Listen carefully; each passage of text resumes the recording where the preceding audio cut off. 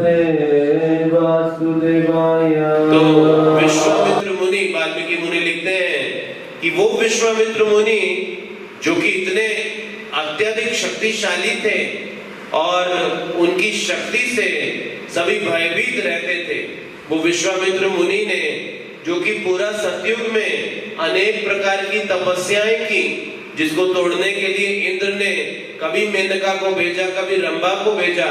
अब वो विश्वामित्र मुनि इन सारी सिद्धियों के पीछे भागते भागते त्रेता युग तक एक बात भली भांति समझ गए कि वास्तव में इन तपस्याओं को करके सिद्धि पाने से कोई लाभ मिलने वाला नहीं, जो भगवान के आश्रय में आकर सुरक्षा प्राप्त करके मिलने वाला है। तो विश्वामित्र मुनि जी का ये साक्षात्कार था।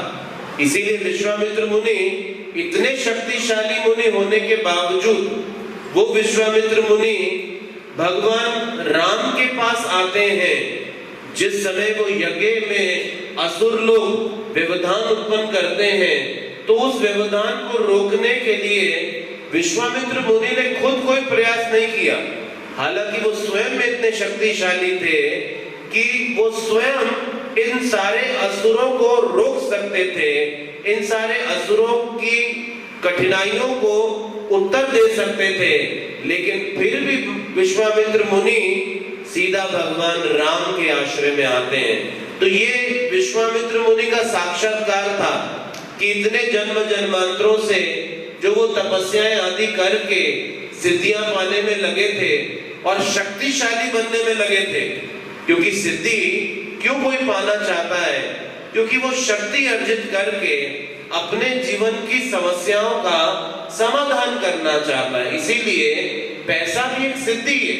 हम सब पैसे को क्यों एकत्रित करना चाहते हैं? इसलिए ताकि हम अपने जीवन की समस्याओं का समाधान खोज सकें। इसीलिए लोग पैसे के लिए भी दिन रात भागते हैं। तो विश्वामित्र जी ने ये अनुभव कर लिया कि इन सिद्धियों से जीवन का कोई समाधान निकलने वाला नहीं। अनेक प्रकार की इन शक्तियों को अर्जित करने से भी उनके जीवन में किसी प्रकार का कोई समाधान निकलकर आया नहीं। तो वो विश्वामित्र मुनि जो इतने शक्तिशाली थे, इतने दूरगामी थे, लेकिन फिर भी वो भगवान राम के आश्रय में निसंदेह आ जाते हैं और वो इस बात को भली भांति समझ जाते हैं कि बिना भगवान के चरणों के आश्रय के कोई भी सिद्धि, कोई भी शक्ति हमें इस प्रकृति की नियमों से बचा नहीं सकती है। अब ये विश्वामित्र मुनि थे जो इतने बड़े ब्राह्मण भी थे, और वो विश्वामित्र मुनि जो कहते थे वो सत्य साबित होता था। पूर्व समय में ब्राह्मणों के पास ऐसी शक्ति थी, लेकिन अभी कलयुग के ब्राह्मण इन सब शक्तियों को खो बैठे हैं। और इसीलिए कहा गया कले शूद्र संभवा, कलयुग में मात्र शूद्र ही पाए जाते हैं। यहाँ सिर्फ जन्म से लोग ब्राह्मण दिखाई देंगे, लेकिन कर्म और गुण उनके ब्राह्मण के ना होके शूद्रों के ही दिखाई देंगे। तो अब ये विश्वामित्र मुनि आश्रय ले रहे थे एक बालक की तरह। जैसे एक बच्चा अपनी माँ के आश्रय में आता है, अपने पिता के आश्रय में आता है सुरक्षा पाने के लिए, अपने जीवन के पालन के लिए, उसी प्रकार से विश्वामित्र मुनि भगवान राम के आश्रय में आ रहे थे। इसीलिए रामायण के प्रथम खंड को बाल कांड कहा गया है, जबकि भगवान राम की बाल लीलाओं की उसमें कोई चर्चा दिखाई नहीं पड़ती। वो भगवान राम की बाल लीलाएं मात्र नगण्य है, लेकिन फिर भी प्रथम खंड को बाल कांड कहा गया है, क्योंकि विश्वामित्र मुनि एक बालक की तरह भगवान राम के आश्रय में आए। तो भगवान राम का आश्रय ऐसे ले रहे थे जैसे एक बच्चा अपने माता पिता का आश्रय लेता है अपने पालन और अपनी सुरक्षा के लिए। इसीलिए प्रथम खंड जो कि वाल्मीकि रामायण का है वो बाल कांड कहलाता है, और जो हमें ये सिखाता है कि कि हमें भगवान का आश्रय कैसे ग्रहण करना चाहिए।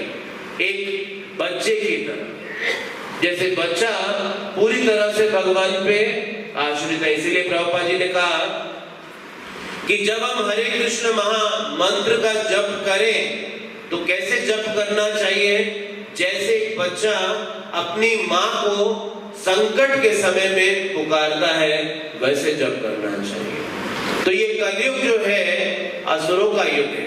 श्रील प्रभुपाद जी से एक शिष्य ने पूछा, स्वामी जी पहले के समय में जब जब बड़े बड़े असुर आए तो भगवान स्वयं अवतार लेकर आए उन असुरों को मारने के लिए, लेकिन इस कलयुग में इतने असुर भरे पड़े हैं लेकिन फिर भी भगवान क्यों नहीं अवतार ले रहे हैं मारने के लिए। तो श्रील प्रभुपाद जी ने कहा क्योंकि सारे असुर पहले ही दवाइयां खा खा के मर रहे हैं, तो इसीलिए भगवान को आके मारने की जरूरत नहीं है।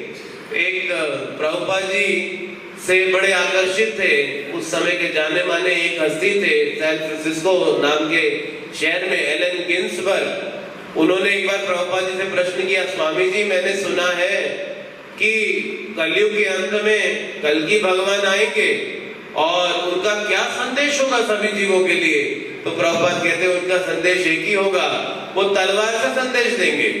उनका संदेश भागवत क्लास की तरह नहीं होगा, उनका संदेश सीधा तलवार से होगा, बस एकमात्र संदेश, और इसी की तरह वो सबको शुद्ध करते जाएंगे। तो एलन गिन्सबर्ग कहते हैं स्वामी जी फिर उस समय इस्कॉन के भक्तों का क्या होगा।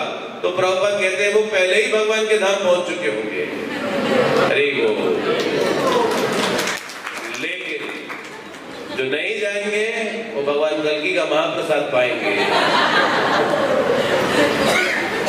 तो उसी प्रकार से नित्यानंद प्रभु ने ये घोषणा की थी चैतन्य महाप्रभु के आगमन में कि ये जो रूप है आगे चल के पूरी पृथ्वी के ग्राम ग्राम में दिखाई देगा। तो ये चैतन्य महाप्रभु का नृत्य करता हुआ रूप, जो इस हरिनाम संकीर्तन को फैलाता हुआ रूप, और ये दिखाई देता है व्यवहारिक रूप से कैसे चैतन्य महाप्रभु अपनी कृपा को पूरी पृथ्वी भर में प्रचारित कर रहे हैं। तो विश्वामित्र मुनि राम और लक्ष्मण को मांगने के लिए आ गए और वो दशरथ महाराज के पास आ गए। अब इतने बड़े ऋषि होने के बावजूद उन्हें भगवान के ऊपर विश्वास था और अपनी शक्ति के ऊपर विश्वास नहीं था। ये विश्वामित्र मुनि की पोजीशन है। लेकिन हम सब जब हमारे जीवन में कभी कठिनाई संकट आदि आए तो किस पे हम विश्वास करते हैं? अपनी बुद्धि पे, हाँ, या फिर अपनी शक्ति पे, अपने मित्रगणों पे, अपने संबंधियों पे, या फिर भगवान पे? ये दिखाएगा कि कठिनाई के समय में आप किसके ऊपर निर्भर होते हैं, भगवान के ऊपर या फिर अपनी शक्ति के ऊपर। ये समझाएगा कि कितनी भक्ति का विकास हमारे हृदय में, हमारे मन के अंदर हुआ है। इसीलिए विश्वामित्र मुनि पूरी तरह से भगवान राम पे आश्रित होकर पहुंच गए दशरथ महाराज के दरबार में और मांगने के लिए चले गए कि मुझे राम और लक्ष्मण चाहिए। अब ये राम और लक्ष्मण जो थे जिनको मांग रहे थे विश्वामित्र मुनि जाकर दशरथ महाराज से, तो दशरथ महाराज ने जब पूछा क्या करोगे तुम राम के साथ उसे ले जाके, बोले बड़े सारे असुर हैं जो मुझे यज्ञ करने में तंग करते हैं। कहते कौन से असुर? जब उन्होंने नाम गिनाने शुरू किए तो दशरथ महाराज को तो हार्ट अटैक आ गया। बोले इनको राम लड़ेगा ले जाके? नहीं नहीं, राम नहीं लड़ सकता उनसे जाके, राम को नहीं ले जा सकते। तो दशरथ महाराज को विश्वामित्र मुनि कहते हैं अभी तो आपने आश्वासन दिया कि आप मेरी इच्छा पूरी करोगे। यही कमी थी दशरथ महाराज, बिना सोचे समझे हर एक को आश्वासन दे देते थे और बाद में पूरा करने में सोचते थे कि पूरा करूं कि नहीं करूं, करूं कि नहीं करूं। यही दशरथ महाराज की सारी कठिनाई पूरी रामायण के अंदर दिखाई देती है, जहां तक भी दशरथ महाराज का चरित्र नजर आता है। तो विश्वामित्र मुनि को भी आश्वासन दे बैठे थे कैसे आपकी सेवा करूं बताइए, और जब उन्होंने मांगा तो नहीं कर पा रहे। तो वशिष्ठ मुनि के पास गए और पूछने लगे, ये आ गए विश्वामित्र मुनि और मांग रहे हैं मुझसे, राम को ले जाना चाहते हैं, और आप जानते हैं राम तो मेरे प्राण की तरह, मैं कैसे अपने प्राणों को अपने हाथों से सौंप दूं? तो वशिष्ठ मुनि कहते हैं, आप चिंता मत करो, राम को कोई कुछ नहीं कर सकता। आप राम को जाने तो विश्वामित्र मुनि के साथ, और नहीं भेजने पे अपने वचन देने के बाद ये आपके लिए दुर्भाग्य लेकर आएगा। तो आपका सौभाग्य इसी बात में है कि आप राम को विश्वामित्र मुनि जी के साथ जाने दीजिए, उनके साथ जाने दीजिए। इसीलिए देखिए, दशरथ महाराज 60,000 वर्षों से अयोध्या में शासन कर रहे थे। 60,000 वर्षों से अयोध्या में शासन करने के बाद भी हर कार्य से पहले ब्राह्मणों से परामर्श लिया करते थे। ये दशरथ महाराज की योग्यता है। उनकी योग्यता अयोध्या के शासक होने में नहीं, उनकी योग्यता राम के पिता होने में नहीं, उनकी योग्यता इस बात में है कि इतने शक्तिशाली शासक थे। आज आप कल्पना भी नहीं कर सकते कि कोई 60 साल तक भी राजा बना रहेगा। ये तो 60,000 साल की बात है। तो 60,000 साल तक जो शासन करता रहा हो, वो कितना शक्तिशाली शासक था, और फिर भी इतनी विनम्रता कि हर कार्य से पहले वो ब्राह्मणों से जाके परामर्श लेते थे। यही है जीवन में प्रगति करने का फॉर्मूला। कठिनाई है कि बद्ध जीव मिथ्या अहंकार से इतना बंधा रहता है, वो सोचता है कि उसकी शक्ति काफी है, इस भक्ति के पथ में आने के बावजूद भी वो ऐसा विचार रखता है कि वो अपनी साधना से भगवान को प्रसन्न कर डालेगा। लेकिन कुछ 8-10 साल बीतने दीजिए और स्वयं समझ में आ जाता है कि कितनी हमारी साधना में बल है। एकाकी आमार नाही पाए बल, हरि नाम संकीर्तन। एकाकी इस हरि नाम संकीर्तन में कोई बल नहीं दिखाई देता है हमें।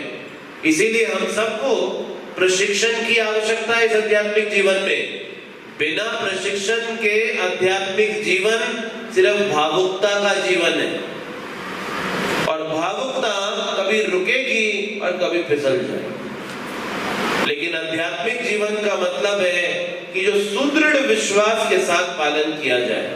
प्रभुपाद जी के एक शिष्य थे जिनका नाम था पृथु प्रभु, जर्मनी में प्रचार करते थे।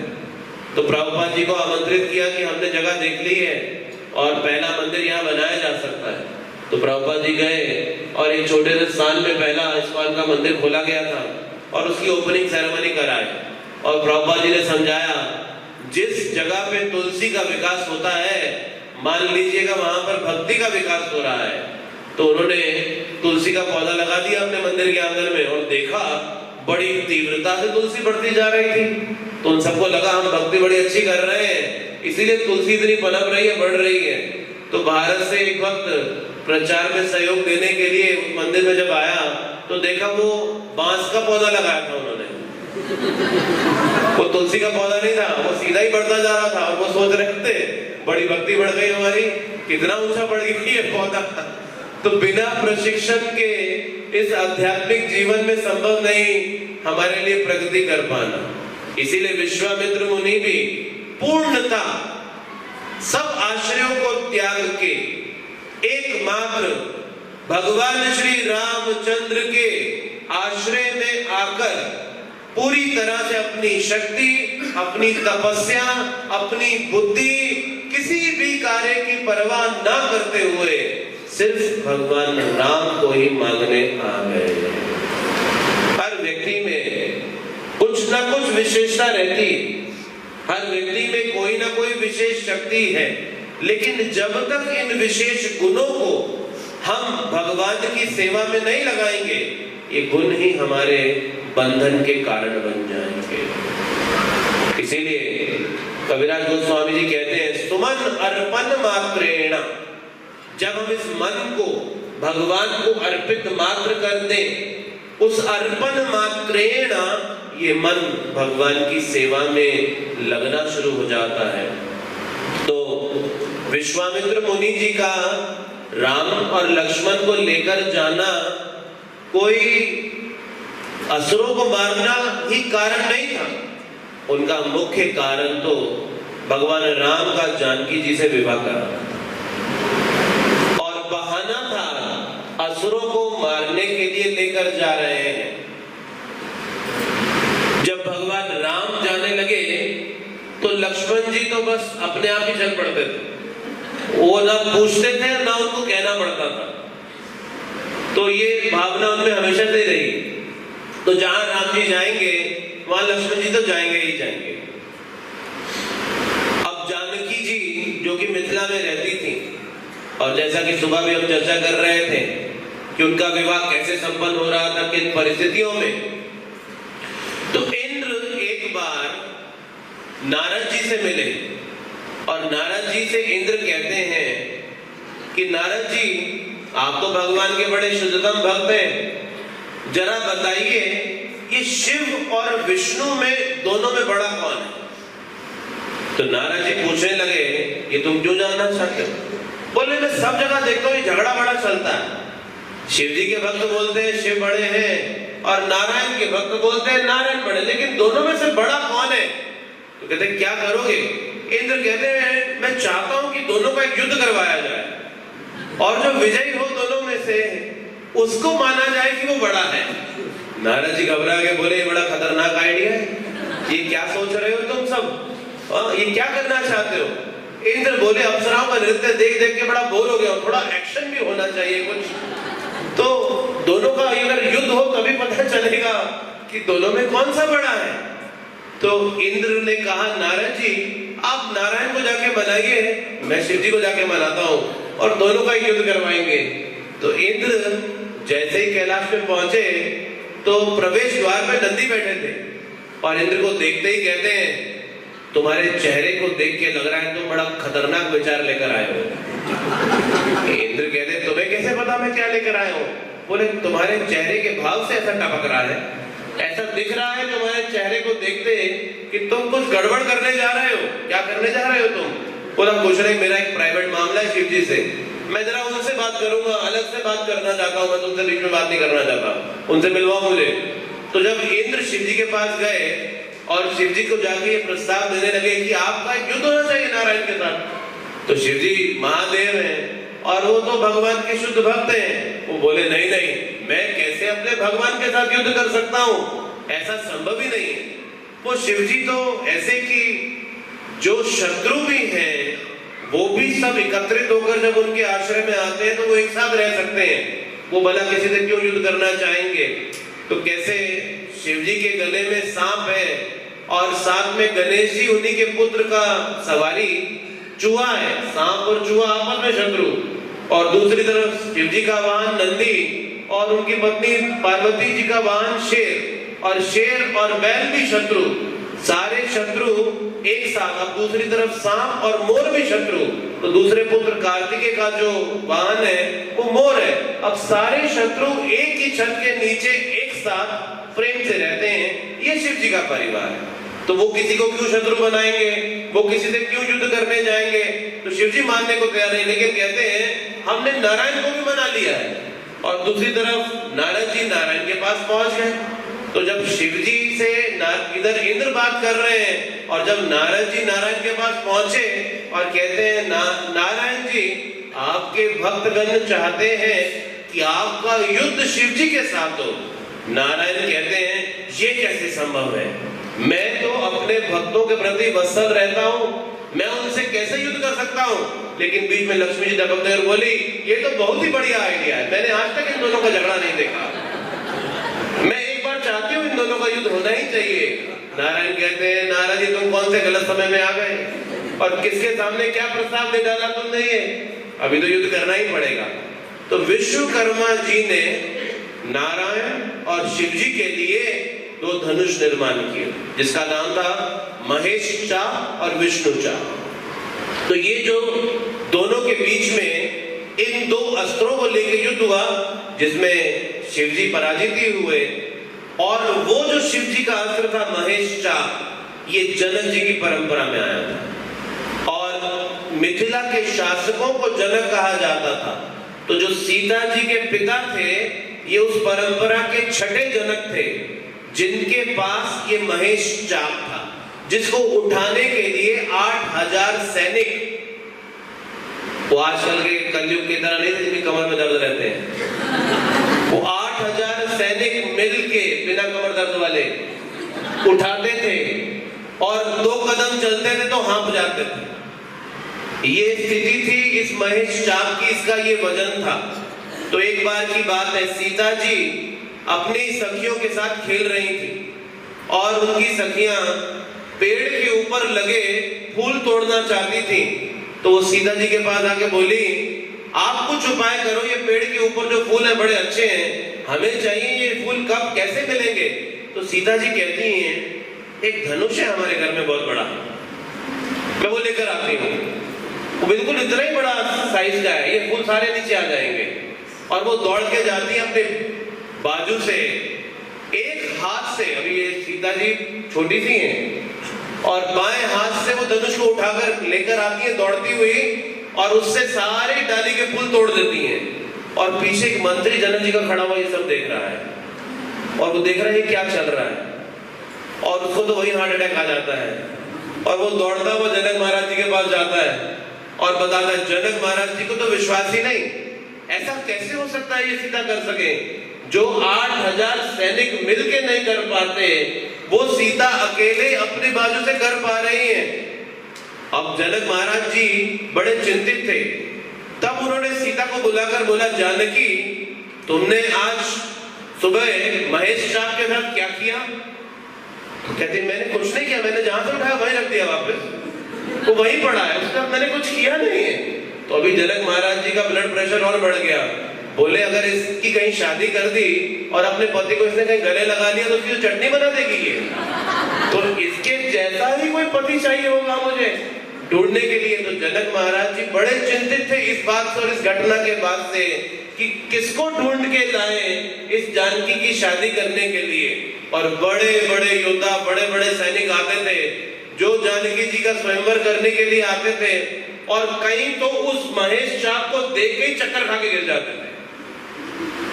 उस महेश चाप में ऐसी चमक निकलती थी, ऐसी दिव्य आभा थी, कुछ स्पर्श करके बेहोश हो जाते थे और कुछ उठाने का प्रयास करके बेहोश हो जाते थे, और आज तक कोई भी सफल नहीं हुआ। और जनक जी यही चिंता लेकर बैठे थे, कौन होगा वो, कौन आएगा एक दिन जो इस जानकी के साथ विवाह के लिए योग्य होगा। और जब विश्वामित्र मुनि भगवान राम और लक्ष्मण जी को लेकर पहुंचे और भगवान राम ने वो धनुष उठाया ही नहीं, तोड़ ही डाला, तो जानकी जी को जनक महाराज ने बोला, जाओ राम के गले में माला डाल दो। तो भगवान राम ने रोक दिया। अब कैसे लक्ष्मी, जानकी जी बड़ी खुश थी क्योंकि लक्ष्मी नारायण के आश्रय में आकर ही प्रसन्न होती है। इसलिए प्रभुपाद जी कहते हैं, जब हम लक्ष्मी को भोगने की इच्छा करें तो हम लक्ष्मी को नहीं भोग पाएंगे, ये लक्ष्मी हमें भोग जाती है। इसीलिए वो लक्ष्मी नारायण की सेवा के लिए बनी है, और वो लक्ष्मी सबसे ज्यादा प्रसन्न होती है जब उसे नारायण की सेवा में लगाया जाए। ऐसी लक्ष्मी सबसे ज्यादा फलती है जिसे नारायण की सेवा के अंदर लगा दिया जाए। तो लक्ष्मी जी, वो जानकी जी पुष्पों की माला लेके भगवान नारायण श्री रामचंद्र जी के पास आने लगी। तो भगवान राम कहते हैं, मुझे नहीं पता था ये पैकेज डील है कि धनुष तोड़ो और सीता पाओ, कि मैं जरा स्टार पढ़ना भूल गया, कंडीशन अप्लाइड, कभी भी धनुष नहीं तोड़ता अगर ये डील थी तो। ये तो मुझे विश्वामित्र जी ने बोला, उन्होंने तो बताया नहीं कि शादी भी करनी पड़ेगी, मैं ये शादी नहीं कर सकता।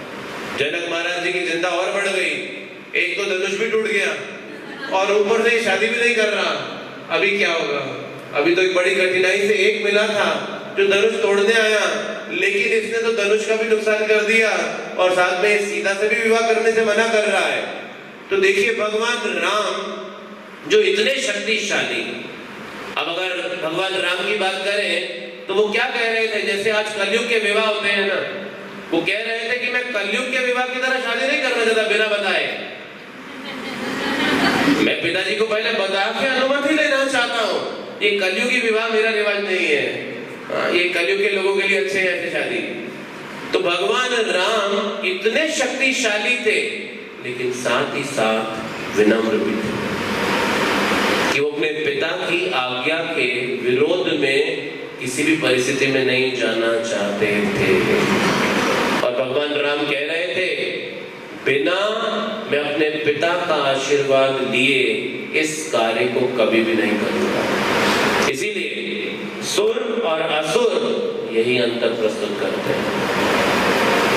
तो सुर वो जो आशीर्वाद की शक्ति से कार्य करे, असुर दुर्योधन, रावण जैसे जिन्होंने आशीर्वाद की बजाय श्रापों को आकर्षित किया। और इसीलिए रावण और दुर्योधन के विनाश का मुख्य कारण उनके ऊपर श्राप जो थे वो बने।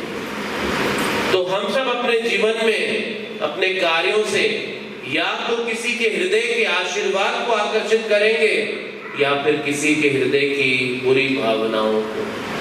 तो इस भक्ति के जीवन का मतलब है कि हम ऐसे कार्य में लगे जिससे हम अधिक से अधिक जीवन में भक्त, वैष्णवगण, गुरुवर्ग आदि के आशीर्वाद को अपने जीवन में आमंत्रित कर सके। और ये भक्ति का जो रास्ता है ये इस आशीर्वाद के ऊपर टिका है। तो भगवान राम इसको प्रतीकात्मक तरीके से प्रस्तुत कर रहे थे। इसीलिए रामायण को इतिहास क्यों कहा गया है? क्योंकि इतिहास का मतलब है जो हमें शिक्षा देने के लिए बना है। उस इतिहास की रचना इसलिए की जाती है कि वो हम सबको शिक्षा दे सके। और फिर विश्वामित्र मुनि हस्तक्षेप करने लगे और हस्तक्षेप में उन्होंने कहा, राम ये मेरी आज्ञा, कर डालो ये विवाह। और गुरु वर्ग की आज्ञा लेके भगवान राम तैयार थे, वो किसी भी प्रकार का अपराध नहीं करना चाहते थे। आचार्य कहते हैं जिस समय सीता जी भगवान राम को पुष्पों की माला पहना रही थी, उनका हस्त कमल भगवान राम के हस्त कमल के ऊपर था। तो भगवान दिखा रहे थे इस लीला से शक्तिमान तक पहुंचने के लिए शक्ति का आश्रय लेना होगा। बिना शक्ति का आश्रय लिए हम शक्तिमान तक नहीं पहुंच सकते हैं। तो इसीलिए भगवान से ज्यादा कृपामय भगवान की शक्ति है। इसीलिए आप दक्षिण भारत जाएंगे तो दक्षिण भारत में नारायण के विग्रहों के साथ दो लक्ष्मी विग्रहों की स्थापना की जाती है। एक तरफ रहती हैं श्री देवी और दूसरी तरफ रहती हैं भूदेवी।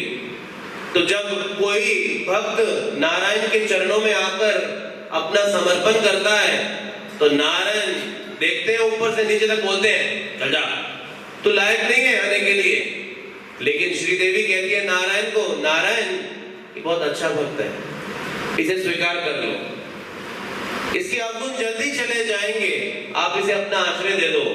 तो नारायण श्रीदेवी की तरफ देखते हैं, ये तो मेरे मत से मानने वाली नहीं है।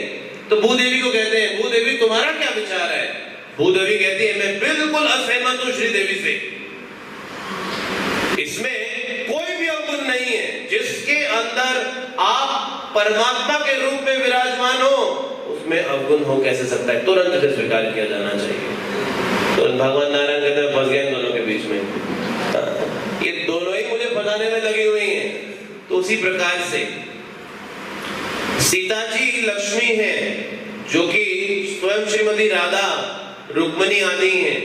तो लक्ष्मी यानी सीता यानी शक्ति के माध्यम से हम भगवान के चरण कमलों तक पहुंच सकते हैं। और ये भगवान की ये दिव्य लीला हमें महत्वपूर्ण शिक्षा देती है। तो आज इस श्री रामायण की चर्चा को यही विराम दे रहे हैं। Hare Krishna, कृष्ण कृष्ण हरे हरे, हरे राम